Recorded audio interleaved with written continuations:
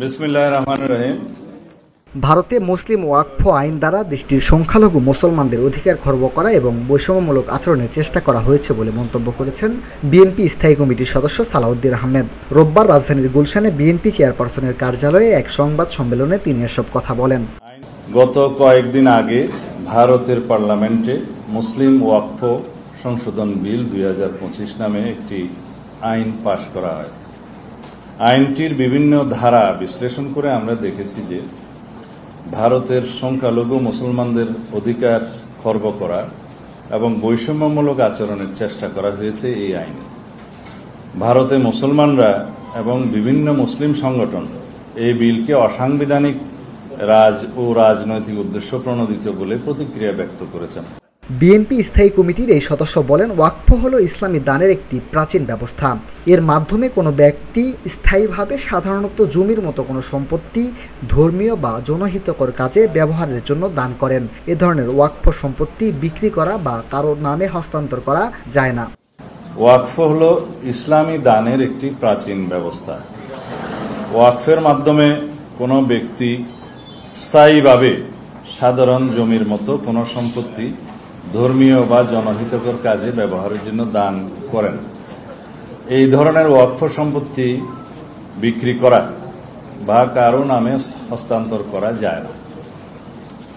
ভারতের জনসংখ্যার 14%, অর্থাৎ প্রায় 20 কোটি মুসলমানদের ধর্মীয় ঐতিহ্য, অধিকার, সংস্কৃতি ও স্বার্থবিরোধী এই আইনকে অপব্যবহারের যথেষ্ট সুযোগ রয়েছে, যা ইসলামী ধর্মীয় প্রতিষ্ঠানসমূহের পরিচালনার ক্ষেত্রে ব্যাপক বিপর্যয়কর পরিস্থিতি সৃষ্টি করতে পারে।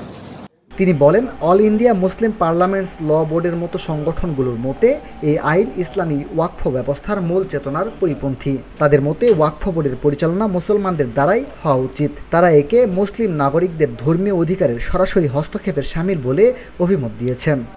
ভারতে অন্যান্য ধর্মাবলম্বীদের এই জাতীয় বোর্ডে অথবা কোনো আইনি সংগঠনে ভিন্ন ধর্মাবলম্বীদের কোনো অন্তর্ভুক্তি দেখা যায় না। সেক্ষেত্রে এই আইনটি একটি বৈষম্যমূলক আইন হিসেবে বিবেচিত হবে। নতুন আইনে পরিবর্তনগুলো শত শত বছর আগে প্রতিষ্ঠিত ওয়াকফ জমির উপর গড়া মসজিদ এবং অন্যান্য ইসলামী ধর্মীয় প্রতিষ্ঠানগুলোর ভবিষ্যৎ অনিশ্চিত করে তুলতে পারে।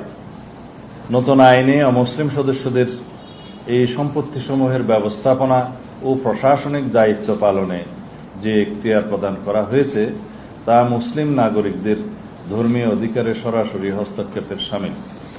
আঞ্চলিক সাম্প্রদায়িক সম্প্রীতি বজায় রাখতে এই আইন বাতিলের আহ্বান জানিয়ে তিনি বলেন, ভারত একটি বৃহৎ গণতান্ত্রিক রাষ্ট্র। বৃহৎ গণতান্ত্রিক রাষ্ট্রে সকল ধর্মাবলম্বী নাগরিকদের ধর্মীয় অধিকার রক্ষায় রাষ্ট্রের অভিভাবকত্বের ভূমিকাকে সমুন্নত রেখে উক্ত আইনটি ভারত সরকার পূর্ণ বিবেচনা করবে।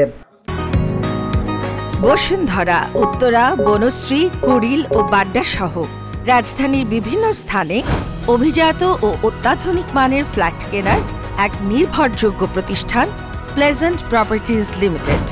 তাই আপনার স্বপ্নের আবাসনের জন্য আজই যোগাযোগ করুন। Pleasant properties limited, where destiny matches eventually. Minhajul Islam, VOD Bangla, Dhaka. প্রিয় সাংবাদিক ভাই ও বোনেরা।